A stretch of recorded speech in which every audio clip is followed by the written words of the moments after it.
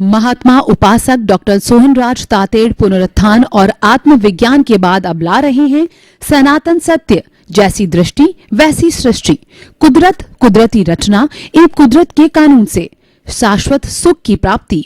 Log in करें www.drsohanrajtated.com, YouTube channel doctor Sohanraj Tated, play store से download करें mobile app doctor Sohanraj Tated.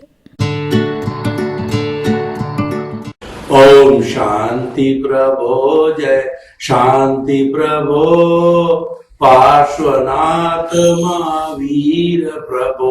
ओम शांति प्रभो जय शांति प्रभो पार्श्वनाथ महावीर प्रभो। ओम शांति प्रभो जय शांति प्रभो पार्श्वनाथ महावीर प्रभो। ओम शांति प्रभो जय शांति प्रभो पार्श्वनाथ महावीर प्रभो। भाइयों बहनों, मातृशक्ति को नमन। आज का हमारा बहुत सुंदर विषय है कि व्यवहार में मृदुता को कैसे लाएं। मृदुता का अर्थ होता है मिठास। मृदुता का अर्थ होता है कि हमारे भाषा में जो है वह एक ऐसी विधा होनी चाहिए कि सामने वाला गदगद हो जाए। अच्छा व्यवहार होना चाहिए, उसको मृदुता कहते हैं। और उसके लिए कहा गया है ऐसी बानी बोलिए और ऐसी बानी बोलिए, ऐसी बानी बोलिए निज का आपा कोय और इनको शीतल करे और आप शीतल होए। यानी हमें इस तरीके की भाषा बोलनी चाहिए कि हम खुद भी प्रसन्न हो जावे और सामने वाला व्यक्ति भी प्रसन्न हो जावे। राजस्थानी में एक कहावत है कि बोलिया के लाद्या। कोई भी व्यक्ति एक दो सेंटेंस बोले तो उसकी पूरी जन्म पत्री खिंच जाती है कि वह व्यक्ति किस विचारधारा का है, क्या चिंतन कर रहा है, कैसा उसका व्यवहार है। सारी चीजें उसकी गहराई उसके बोलने से मालूम हो जाती है, क्योंकि वो शब्द कैसे निकलते हैं। शब्द हमारे भीतर से आते हैं।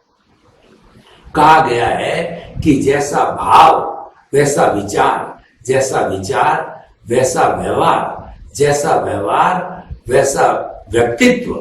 तो व्यक्तित्व जो हमारा होता है वो विचारों से रिफ्लेक्ट होता है, भावों से रिफ्लेक्ट होता है। भाव और विचार भीतर की चीज है, वो हमको दिखाई नहीं देते हैं। वो तो केवल अवधि ज्ञानी, मन प्रयोग ज्ञानी जो है वही देख पाते हैं, केवल ज्ञानी देख पाते हैं। तो वो सामान्य व्यक्ति उनको देख नहीं पाता। व्यक्ति जब व्यवहार करता है तब जो है मालूम पड़ता है कि उसका किस तरीके का व्यवहार है। वास्तव के अंदर, हमारे व्यवहार के अंदर ये मृदुता कहिए, मिठास कहिए, और जो हमारा वाणी चातुर्य कहिए, व्यवहार कुशलता कहिए, ये क्यों नहीं आती है? इसका मुख्य कारण ये है हमारे भीतर की अहंकार की भावना। हमारे भीतर चार बड़े बड़े नाग बैठे हैं, चार बड़े बड़े दुश्मन हैं, फुफकारते रहते हैं। क्रोध, अहंकार, माया और लोभ। क्रोध जब आता है व्यक्ति चंडाल बन जाता है। देखिए कि कई बार व्यक्ति बहुत अच्छे कुलीन घर से होता है, लेकिन वो गुस्सा करता है तो ऐसा नजर आता है कि वो चंडाल है। इसीलिए कहा गया है कि व्यक्ति जो है जन्म से नहीं कर्म से महान बनता है। तो हमें हमेशा अपने जो ये कषाय है इनका उपशमन करके रखना चाहिए। अहंकारी व्यक्ति होता है, वो सामने वाले व्यक्ति को कुछ भी नहीं समझता। वह उनको जो है बिलो लेवल सोचता है, उनका अनादर करता है, उनका तिरस्कार करता है और उनमें इंफीरियरिटी कॉम्प्लेक्स पैदा करता है। तो इसीलिए अहंकार जीवन में हमेशा ही दुखदायी होता है। इससे हमें निवृत्त होना चाहिए। माया है वह छल कपट करवाती है। भाई को कुछ बोल दिया, भाभी को कुछ बोल दिया, पति को कुछ बोल दिया, पत्नी को कुछ बोल दिया और आपस में लड़ा दिया। परिवारों को आपस में लड़ा दिया, समाज के लोगों को आपस में लड़ा दिया, और अगर प्रभावशाली व्यक्ति है तो एक दूसरे से देशों को भिड़ा करके और लड़ाई करवा दी। ये जितने भी काफी जो झंझट होते हैं वो मिसअंडरस्टैंडिंग से खड़े होते हैं। ये सारी मिसअंडरस्टैंडिंग है, ये माया का रूप होता है। माया से हमें पूरा बचाव करना चाहिए। और लोभ होता है वो तो सबका बाप है। लोभ किसी का सगा नहीं होता है, वो तो निश्चित तौर पे हमारा नुकसान करता है। लोभी व्यक्ति होता है वह एक तरह की आवश होती है व्यक्ति, वो अनावश्यक रूप से चीजों का संग्रह करता रहता है। लोभी व्यक्ति के लिए कहा गया है कि विषयी नर की लालसा और पाम रोग की खाज, लोभी की धन लालसा और तीनों बेअंदाज। एक तो विषयी व्यक्ति होता है जो कि दुराचार करके अपने वीर्य को नष्ट कर देता है, दुबला पतला हो जाता है, लेकिन फिर भी जो है वह दुराचारी वृत्ति नहीं छोड़ता है। और जो दूसरा पाम रोग का जो व्यक्ति होता है, जबरदस्त उसके पाम आ रही है, खुजली आ रही है, लेकिन वो खुजलाता रहता है, और वह खुजलाता इतना है कि उसके जो है खून तक आ जाता है। और जो लोभी व्यक्ति होता है वह अनावश्यक रूप से धन संग्रह करके, और कई बार तो ऐसी स्थिति आती है कि उस लोभ में ही वह चला जाता है। तो तीनों से हमको बचाव करना चाहिए। कुल मिलाकर के हमारे 4 शत्रु है, वो क्रोध, मान, माया, लोभ से, इनसे बचते रहना चाहिए। मृदुता को आने का सबसे बड़ा जो द्वार बंद करता है वह अहंकार होता है, वह घमंड होता है, अभिमान होता है। ये अहंकार मद है, 8 तरह के कहे जाते हैं। सबसे पहला मद होता है जाति का। मैं बड़ी जाति का व्यक्ति हूं, ये नीच जाति का व्यक्ति है। इस तरीके का जो चिंतन या भेदभाव चलता है वह जो है जाति का घमंड है, कुल का घमंड है। मैं क्षत्रिय कुल से हूँ, ब्राह्मण कुल से हूँ, वैश्य कुल से है, और ये शूद्र कुल से। ऐसा जो है घमंड करता है अपने कुल का। कुल अच्छा है, कुल बड़ा है, अच्छी बात है। आप जो है लोग आपका सम्मान करेंगे, और आप भी लोग भलाई के काम करो, अपने कुल की मर्यादा को उसमें काम लो। और बल का, कोई बलशाली होता है तो खाली अपने बल का प्रदर्शन करता है, या बल के वशीभूत जो है वो बेचारे जो कम बल वाले लोग होते हैं उनके ऊपर कुठाराघात करता है, उनको परेशान करता है, उनको दादागिरी करता है। तो ये गलत है। तो इसीलिए जो है जाति, कुल, बल, रूप होता है। मैं तो अप्सरा की तरह एकदम रूपवान हूं, और कामदेव की तरह जो है मैं रूपवान हूं। ऐसा भी व्यक्ति को जो अहंकार नहीं करना चाहिए। ज्ञान का बल, ज्ञान का अहंकार, मैं इतना ज्ञानी पुरुष हूं, इतने शास्त्रों को जानने वाला हूं, इतने पुस्तकों की रचना की है, ऐसे श्लोकों को मैं याद रखता हूं, बोलता हूं।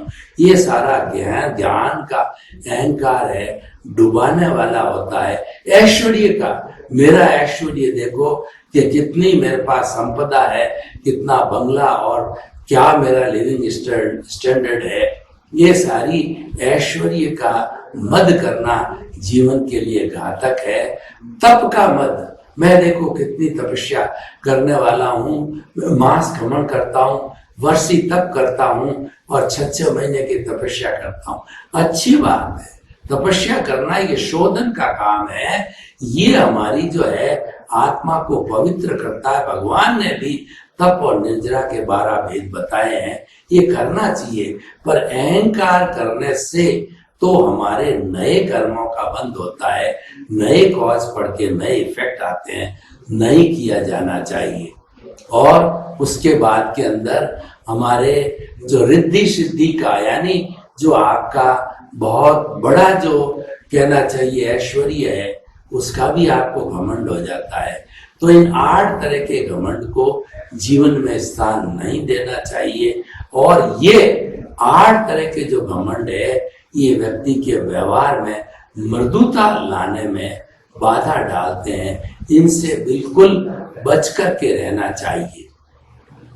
तो इस तरीके से हमारे जीवन के अंदर मृदुता आनी चाहिए, यानी जो है हमारे जीवन के अंदर मिठास आना चाहिए, अहंकार शून्यता आनी चाहिए। जितना जितना अहंकार होता है वह हमें तकलीफ देता है, वह हमें जो है वो 84 लाख जीवा योनि में घुमाने वाला है। और आपको सब उदाहरण ध्यान है कि जो रावण था वो वेदों का मर्मज्ञ था, और जो 9 ग्रह जो है हर वक्त उसके इर्द गिर्द हाजिर रहते थे, और जो इंद्र है स्वयं उसकी हाजिरी भरते थे। इतना ज्ञानी पुरुष शिव भक्त है, वो भी अहंकार के वशीभूत होकर उसने मृदुता का व्यवहार तोड़ा, और वह उसने जो है सीता माँ का हरण किया, और सबके समझाने के बाद भी पर स्त्री को छोड़ा नहीं। वही उसका अहंकार जो है उसके विनाश का कारण बना। और आज हम कितने कितने शताब्दियों से मेघनाथ के और रावण के पुतले विजयदशमी को जलाते हैं। तो ये जो है बुराई पर अच्छाई की जीत बताई जाती है, अधर्म पे धर्म की जीत बताई जाती है। तो हम आपको कहना चाहते हैं कि जीवन के अंदर क्रोध, अहंकार, माया, लोभ, इनको स्थान नहीं देना चाहिए। और खास तौर से जो आज का विषय है कि जीवन में व्यवहार कुशलता के मृदुता कैसे आवे। हम चाहे परिवार में रहते हो, चाहे समाज में रहते हो, हमारा व्यवहार है एक दूसरे के प्रति जो है बहुत मन भावन होना चाहिए। और कोई व्यक्ति बातचीत करे तो सामना वाला गदगद हो जाना चाहिए।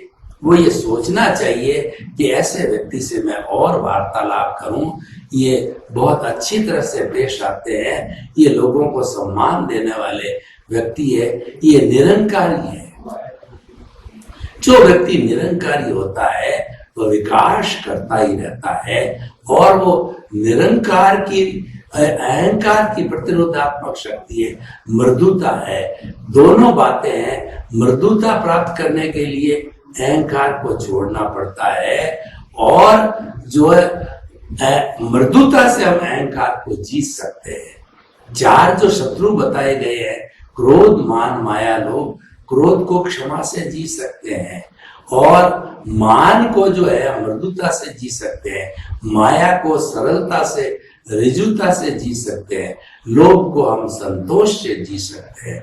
संतोष के लिए कहा गया है कि गोधन, गज धन, बाजी धन और रतन धन खान, जब आवे संतोष धन, सब धन धूरी समान। जब व्यक्ति को संतोष आ जाता है तो चाहे उसके पास में कितनी ही संपदा हो, वो धूरी के समान, धूल के समान हो जाती है। क्योंकि असली तो धन है वह संतोष है। वो ग्रीड को समाप्त करना और नीड की पूर्ति करना है, ये संतोष है। और संतोषी व्यक्ति हमेशा ईश्वर से प्रार्थना करता है कि साईं इतना दीजिए जामे कुटुंब समाए, मैं भी भूखा न रहूं और साधु न भूखा जाए। ऐसा व्यक्ति ईश्वर से जो है वो मांग करता है कि हे प्रभु, मुझे इतना देना कि मैं स्वयं भी भूखा नहीं रहूं, मेरे परिवार का सदस्य भी भूखा नहीं रहे, और घर पे आने वाला मेहमान, अतिथि देवो भव भी जो है वह घर से भूखा नहीं जा सके, मैं आदर सत्कार उसका कर सकूं। जो दानी पुरुष होते हैं उनका हाथ हमेशा नीचे नहीं रह के ऊपर होता है, यानी वो मांगने वाले नहीं होते हैं, वो देने वाले होते हैं। तो हमें जीवन के अंदर देने वाला बनना चाहिए, मांगने वाला नहीं बनना चाहिए। तो हम मृदुता की बात कर रहे हैं कि मृदुता जीवन के अंदर आने से हमें भीतरी प्रसन्नता पैदा करती है। हम ये चिंतन करने लग जाते हैं सभी हमारे मित्र हैं, सभी मेरे साथ अच्छा व्यवहार करते हैं, मैं सभी के साथ में अच्छा व्यवहार करूं। ऐसी हमारी जो है वो गिव एंड टेक का फॉर्मूला, यानी अच्छा व्यवहार करना और अच्छा व्यवहार प्राप्त करना, ये जो है इज्जत देना और इज्जत लेना, ये जो है चलता रहता है। अब जो है इस मृदुता को हम कैसे प्राप्त करें, इसके कुछ न कुछ सूत्र, कुछ न कुछ प्रयोग आपको मैं करवाना चाहता हूं। तो सबसे बड़ी बात यह है कि जो ये क्रोध, अहंकार, माया, लोभ है, ये प्रचंड होते हैं, वो हमारे, इसका संबंध है हमारे श्वास से, बहुत बड़ा संबंध है। देखिए, एक सामान्य व्यक्ति जो है, जब वो बहुत मजे की स्थिति में रहता है, टेंशन फ्री होता है, तब वो उस स्थिति के अंदर वो 16 सांस लेते हैं। श्वास का अर्थ होता है कि श्वास को लेना और निकालना। जब श्वास लिया जाए तो हमारा पेट फूलना चाहिए, और जब सांस निकल जाए तो पेट सिकुड़ना चाहिए। ये लेना और निकालना एक पूरा स्ट्रोक, एक सांस हुआ। तो ऐसा व्यक्ति जो कि नॉर्मल पोजीशन में होता है, वह जो है 16 सांस लेता है। और जब उसके बाद के अंदर उस व्यक्ति वो टेंशन की अवस्था में जाता है तो श्वासों की संख्या बढ़ जाती है। तो हम आपको यह प्रयोग कराना चाहते हैं कि आप श्वासों की संख्या को घटाओ, श्वास को लंबा करो। लंबा श्वास आ रहा है, लंबा श्वास जा रहा है। जब ये प्रयोग किया जाता है, सांस की संख्या घट कर के प्रति मिनट 16 से 14, 12, 10, 8 आ जाती है, तो निश्चित तौर पे आपका मान, अहंकार है, वो नहीं भूख करेगा। ये चारों ही जो कषाय है वो शांत हो जाएंगे, उपशमन हो जाएंगे। तो हम आपको वो कुछ प्रयोग कराना चाहते हैं। आंखें कोमलता से बंद, रीढ़ की हड्डी एंटीना की तरह सीधी, दोनों हाथ की मुद्राएं, एक के पंजे पर दूसरा लगा करके आप जो है वह ध्यान की मुद्रा कीजिए। अब थोड़ा पहले कायोत्सर्ग करेंगे, अपने चित्त को पूरे शरीर में घुमाइए। चित्त का जो हमारा शरीर का जो निचला हिस्सा है, कि बायां पैर का अंगूठा, उसके बाद अंगुलियां, पंजा, एड़ी, फिर पैर, फिर उसके बाद के अंदर घुटना, सातल। अब दाएं पैर का अंगूठा, पंजा, एड़ी, पैर और आपका जो है सातल, और ये कमर तक आप आ जाइए। शरीर का निचला हिस्सा आप जो है ये सुझाव दीजिए कि वह शिथिल हो जाए। शरीर का निचला हिस्सा शिथिल हो रहा है, शिथिल हो रहा है। अनुभव कीजिए, शिथिल हो जाए, शिथिल हो जाए। पूरा शरीर रुई की भांति शिथिल हो गया है। कोई अकड़न नहीं, कोई जकड़न नहीं, कोई तनाव नहीं, कोई स्ट्रेस नहीं, कोई स्ट्रेन नहीं, कोई दुख नहीं, कोई दर्द नहीं, कोई जीवन नहीं, कोई मरण नहीं। चारों तरफ आनंद ही आनंद, आनंद का चारों तरफ विस्तार हो रहा है। चारों तरफ आनंद का सागर लहरा रहा है। मेरी आत्मा उस आनंद के सागर में हिलोरे लीजिए। अनुभव कीजिए, मेरा शरीर अपने स्थान से 1 फुट ऊपर उठ गया है, हल्का हल्का। अब श्वास को हल्का कीजिए, दोनों नथुनों के बीच में आते जाते श्वास को देखिए। लंबा श्वास, जब श्वास लें तो पेट फूलना चाहिए, जब श्वास निकले तो पेट जो है सिकुड़ना चाहिए। तो लंबा श्वास, गहरा श्वास, और लंबा कीजिए, और लंबा कीजिए। लंबा श्वास, गहरा श्वास, समतल श्वास, शिथिल श्वास।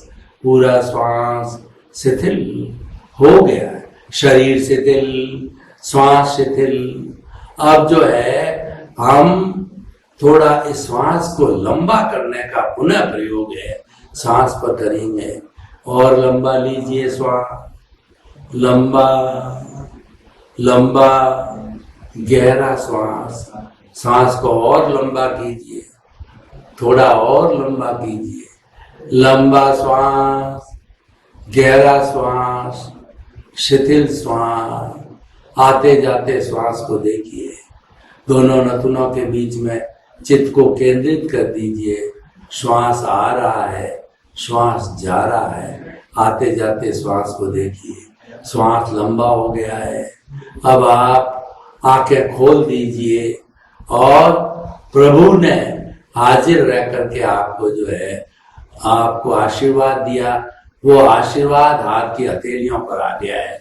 प्रभु के, ईश्वर के, आत्मा के उस आशीर्वाद को अपने सिर पे आप 3 बार लगाइए। अब आप देखिए, अब आप नाप कीजिए, जब आपने श्वास को लंबा किया है तो ये श्वास 16 से घट करके 12 पे आ गए, और अभ्यास किया तो 10 पे आ गए।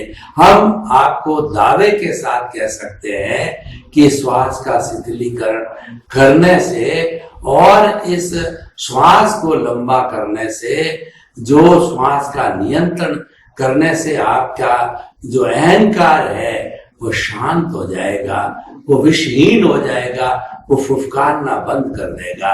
ये बहुत बड़ी शक्ति है हमारे इस श्वास के नियंत्रण करने में। तो ये एक प्रयोग हमने कराया, इस प्रयोग को आप प्रतिदिन करोगे और नेचुरल वे में जो श्वास लंबा होता जाएगा तो ऑटोमेटिकली जो है मान है वह ठंडा होता जाएगा, उपशमन होता जाएगा, कम होता जाएगा। एक चीज तो ये हो गई। दूसरा है हम अपने जीवन में मृदुता को कैसे लावे।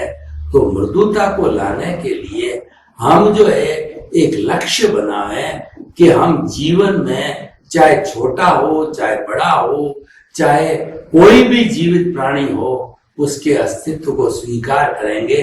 हम आत्मतुला का सिद्धांत लागू करते हैं कि हर जीवित प्राणी के अंदर एक सी आत्मा के दर्शन करना सीखो, और खास तौर से ये आपको प्रयोग करना है मृदुता लाने का।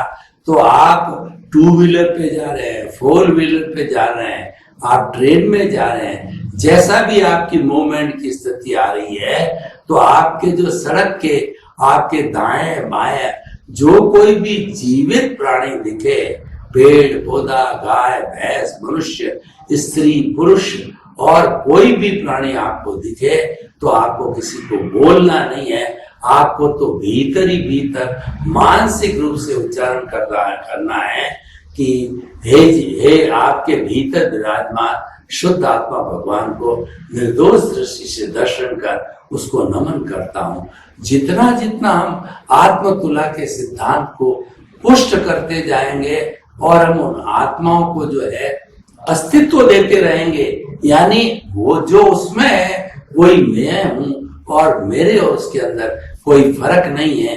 ये आत्मतुला का सिद्धांत ज्यों ज्यों गहरा होता जाएगा, गहरा होते होते जो है हम ऑटोमेटिकली जो है मृदुता को प्राप्त करने लग जाएंगे, क्योंकि जो है ये हमारे भीतर समानता का भाव लाता है, हमारे भीतर जो है दूसरे के अस्तित्व का लाता है। ऐसा चिंतन होना चाहिए। और देखिए कि हमारा जो है मृदुता का भाव लाने के लिए, मृदुता की बात करने के लिए हमारे पास और भी बहुत से साधन हैं।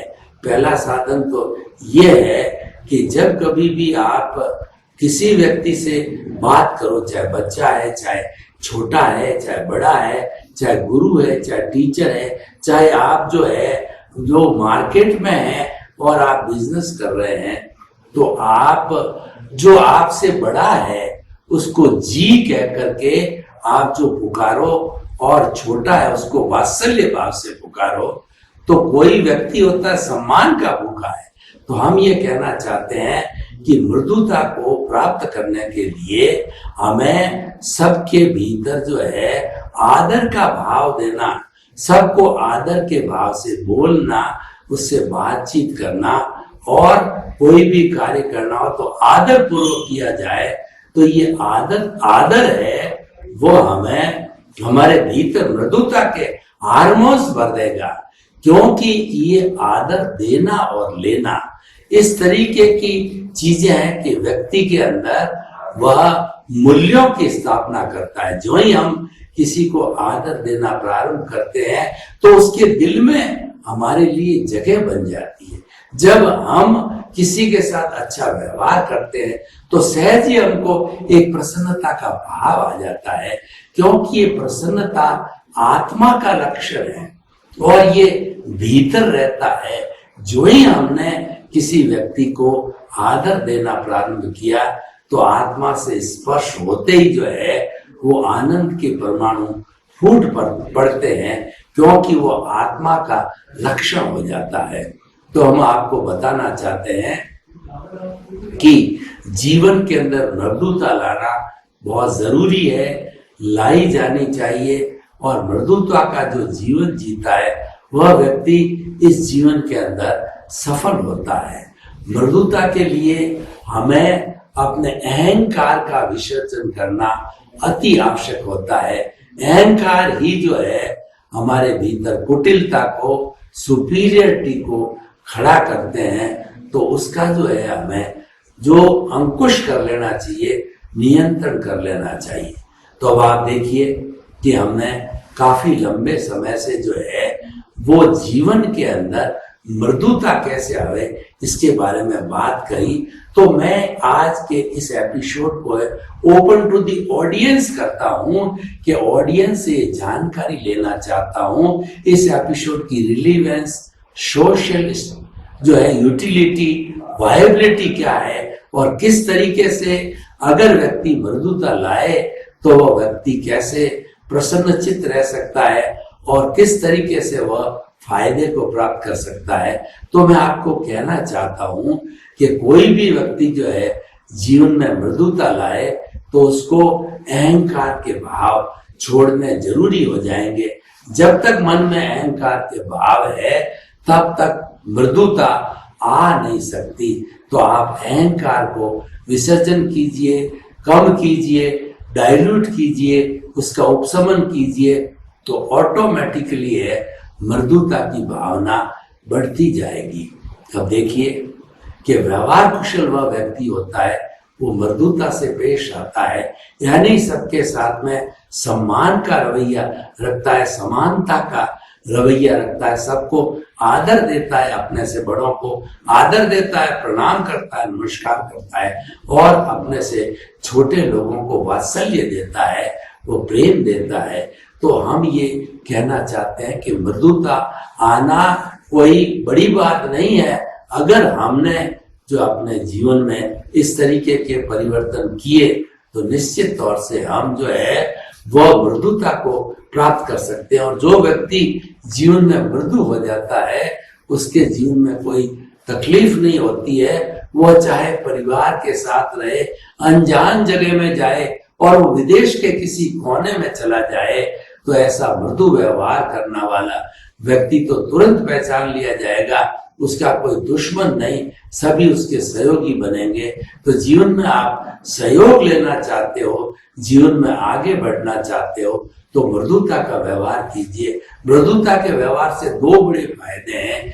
एक तो हम जिसके साथ में व्यवहार कर रहे हैं वो गदगद हो जाता है, वो प्रसन्न हो जाता है कि वास्तव में कितना अच्छा ट्रीटमेंट मेरे साथ में किया जा रहा है और हमारे भीतर जो है प्रसन्नता के भाव पैदा होते हैं कि देखो मैंने मृदुता का व्यवहार करके उसके दिल को जीता, उसको मेरा मित्र बनाया और उससे मैंने ये काम करवाया मृदुता से। यानी बिना अक्कड़ के हम ज्यादा काम करा सकते हैं। जो अक्कड़ से जो काम कराए जाते हैं उससे मृदुता से, प्रेम से हम जो है वो ज्यादा काम करा सकते हैं। और प्रेम के लिए तो कबीरदास जी ने कहा है कि प्रेम तो सबसे बड़ा रसायन है और प्रेम में सब जायज होता है। पोथी पढ़ पढ़ जग मुआ और पंडित भयानक होए, ढाई आकर प्रेम का और पढ़े सो पंडित होए। तो कुल मिलाकर हम निष्कर्ष के तौर पर आपको कहना चाहते हैं कि अगर आप प्रसन्न होना चाहते हैं, लोगों को मित्र बनाना चाहते हैं, आप प्रसिद्धि हासिल करना चाहते हैं तो जीवन में जो है मृदुता को स्थान दीजिए। सर्वे भवन्तु सुखिनः, सर्वे सन्तु निरामया। लोक के सब जीवों को सुख मिले, शांति मिले, आनंद मिले, प्रेम मिले और वसुधैव कुटुंबकम का वातावरण बने और हम सभी मिलकर के इस धरती पर स्वर्ग को उतार लाएं। आपके प्रति मंगल भावना। ओम शांति। महात्मा उपासक डॉक्टर सोहनराज तातेड़ पुनरुत्थान और आत्मविज्ञान के बाद अब ला रहे हैं सनातन सत्य, जैसी दृष्टि वैसी सृष्टि, कुदरत, कुदरती रचना एवं कुदरत के कानून से शाश्वत सुख की प्राप्ति। लॉग इन करें www.drsohanrajtated.com, YouTube channel doctor Sohanraj Tated, play store से डाउनलोड करें mobile app doctor Sohanraj Tated.